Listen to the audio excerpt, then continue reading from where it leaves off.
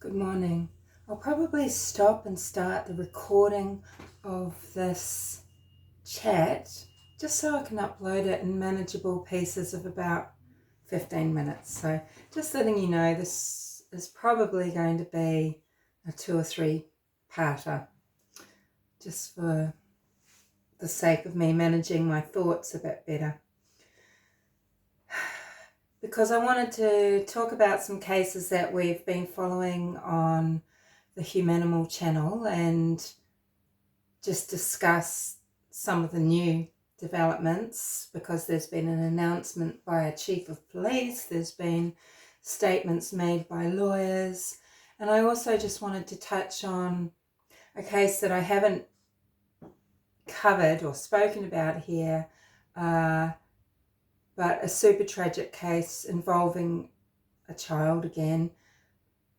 And the reason why I want to bring that up is because if you've followed things that I've talked about here for a little while, you'll know one of the things that disturbs me greatly is how we're caring for our children.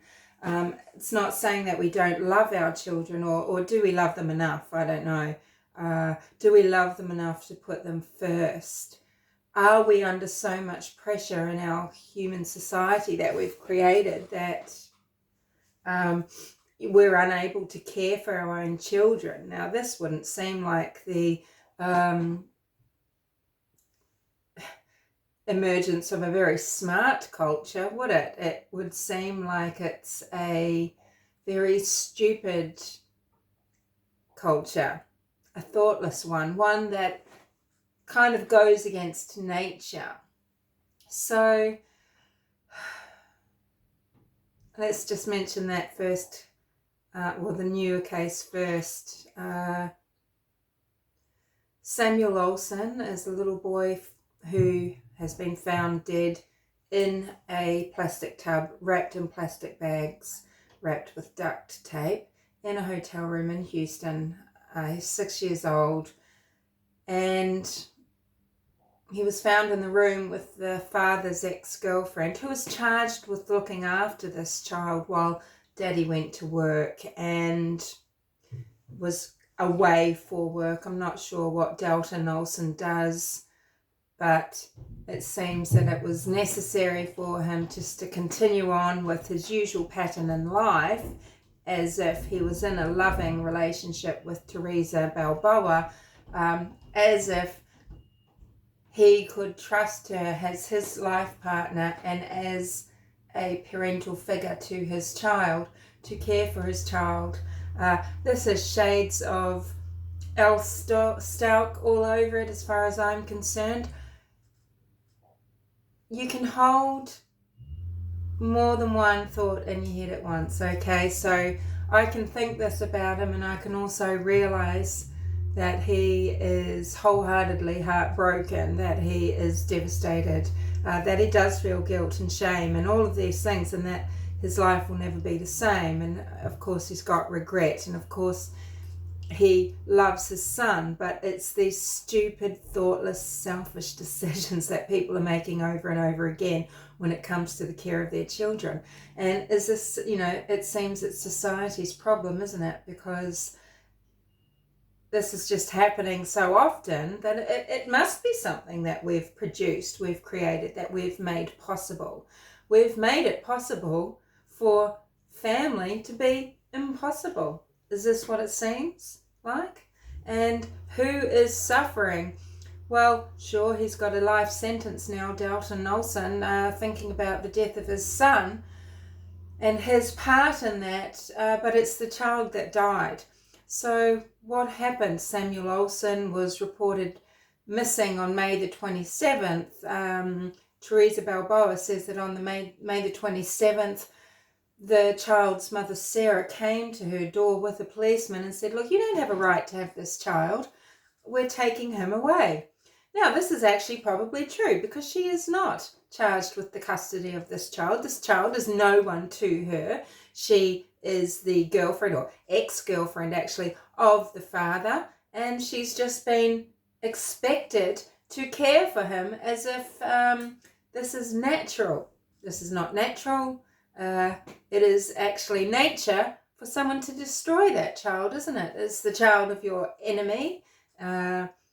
She doesn't owe this child anything, and I believe this is what she was actually saying through her false narrative. She was saying that the police, was stating, you don't have a legal right, this child isn't yours. And this is how she felt. She knew that she didn't have a legal obligation, she didn't have a moral obligation, this child was nothing to her. He is not her responsibility, and yet here she has been charged with a young boy's care. He's 6 years old. This is 24/7 care. She doesn't have the relationship with the father anymore. Indeed, Father Dalton knew that Theresa was volatile. She had committed physical abuse against him. She'd been charged with this the prior year. So his decision, for his convenience, maybe, you feel it's so necessary, you must keep working, you've got to earn the living. No, his responsibility is to be with his child and work it out around that. Maybe he should have taken the child back to the mother, Sarah. He was suffering under the misapprehension that he had sole custody. There had been such a scuffle about this since 2019.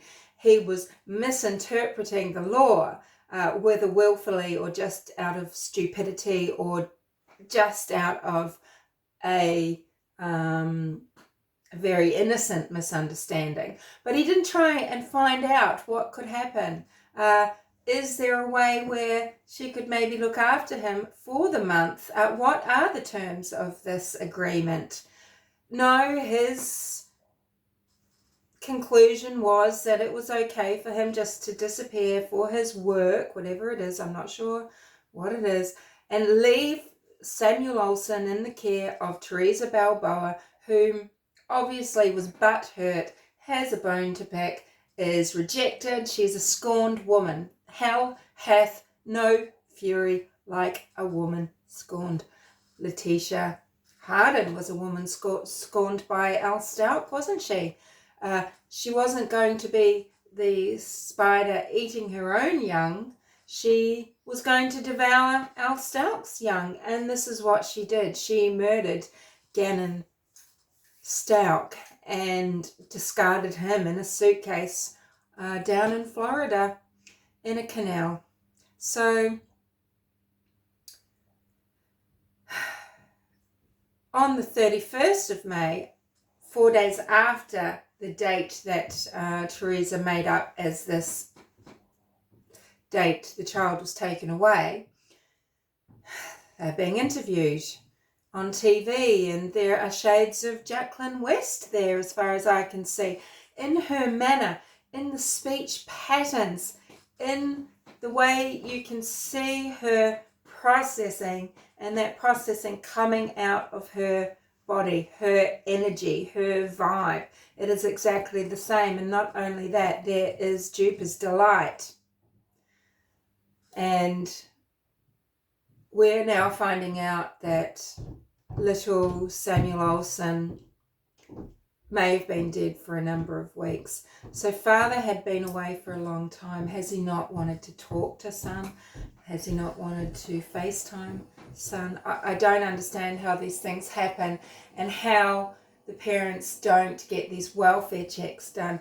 In my opinion, Al Stout could have had a welfare check done on Gannon Stout immediately after he sort of left and things didn't seem right. And he failed. So we're just seeing failure of children all around, failure of children when they are not in the care of blood. And I'm not saying that blood doesn't hurt, blood doesn't cause pain, that blood can't fail. I'm not saying that the foster system can't be positive and successful. I'm not saying that adoption can't be positive and successful. I'm saying is we can clearly see time and time again when these types of damages are happening, these missing persons, these, murdered children, what is the situation? What did we know about these situations already, if we bothered to pay attention? If we understood nature? So how do we solve this society? We need to make it possible for, I mean, number one, we're making so many poor decisions about who we choose as a partner, who we bring children into the world with. It is too much of an easy decision. Now, this is such a conundrum, because nature it isn't, the very essence of life is to keep giving life and to then support life, and then around it goes. And it's just very human, it's very animal, it's very sentient. It's just life itself is to create more life. So on one hand, look, we can't say just don't have children, but having children should be more of a conscious choice than maybe it ever was. We must look at our population, we must look at, and I'm not saying overpopulation, but in a sense, yes, we're in these big heaving behemoth cities, and we do need to look at what resources are around to support having children. We need to look at the stability of our relationships. Are we able to have children and bring this child up within a family, within a nuclear family that is within an extended family? Takes a rip village, we know this, and most of the time we can say no. Our world is so small that we'll travel around the globe, meet somebody, have a child. So now our extended family, our unit, which would naturally, because of some deep primitive just knowing, the people that would be there to support life, sustain life, the life that we brought into the world, they're not around us. And then we're relying on, and then there's pressure for work and to be everything, one person to be everything, whether it's the mother or the father, maybe the single parents now, because this happens so often, and so much pressure is on them, and you're farming out the raising of your children because you're not in that village, you're not in that safe environment. And so you make decisions that they are compromising the child's safety, let alone compromising their value system and their morality that they're being brought up with, because you don't know what's going on when you're farming out the care of your children to groups, scout groups, church groups, sports groups. Are you letting the coach raise your child whilst they groom them? Just think of the USA gymnastics coach, Nassar. You've got so many variables coming into your child's life, so many chances for negative imprinting of this child, for this child to be groomed and brought up in ways with different sexual imprinting and fetishes and morals and ethics. They're not yours. And this is what it's about, isn't it? To have children to promote your genes, who you are, what makes you a person, not what made some other fucker a predator who's turning your child into a victim and then a predator. Okay? So we need to think about what we're doing. And I know life is messy and complicated. Women fall pregnant, and it's not always ideal, and they shouldn't have to have an abortion, but really we need to, society needs to support the bringing up children and safety in security. That's the bottom line, isn't it? And I know there's no easy solution, but the rise of the left, the rise of these SJWs, these weak, ludicrous people, often women, these single women, single mothers who make extremely poor, this is epidemic, the poor choices being made, yes, by both sides, but there is an epidemic of women with children who make very poor choices about the low-life motherfuckers that come into their children's lives, and they will sacrifice their children to these men for the sake of a relationship, for the sake of whatever it is they think they are getting, and whatever it is they think is worth it. This is a severe, this is a deep illness and disconnect and disease in our society. You know, we've got the women doing that, and then we've got the men that are abandoning the children.